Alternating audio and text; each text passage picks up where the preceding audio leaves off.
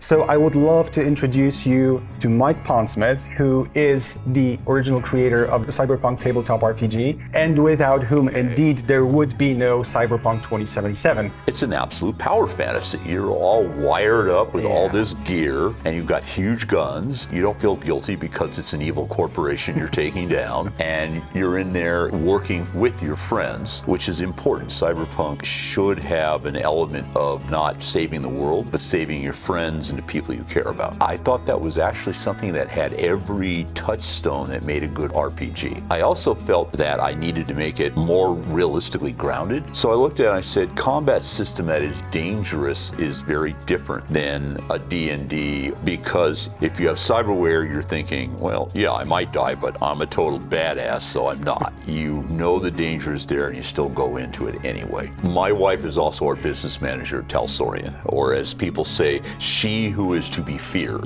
There is a piece of art that my art director did that shows Lisa in a part of a three-piece suit. She's leaning on a desk, and she's got that intent look she gets when she's going after a deal. And everybody who's ever seen it goes, yeah, Lisa could do that. So she comes to me, she says, I've got a bunch of guys here who want to do Cyberpunk in Polish. This was just about the time the Soviet Union had fallen, and it was still touchy as to whether Poland was going to get free. I was a big fan of this, but I'm still going, well, they're not out yet. I look at her and she says, yeah, I've got these guys who want to do Cyberpunk in Polish. And I said, well, that'll sell about 5 copies. And the joke is that the 5 copies obviously had been sold to Erwinski and Nowakowski and so forth over CD Projekt. Years later, like about 4 or 5 years later, Michał Nowakowski sends a letter to Lisa and goes, yeah, we really want to do Cyberpunk. We played Cyberpunk when, we were in college, I guess. We really had a great time, and it's like one of our favorite games. We want to do it. Maybe you guys could see what we do. And they sent over a copy of Witcher 2, which was, in those days, considered to be a really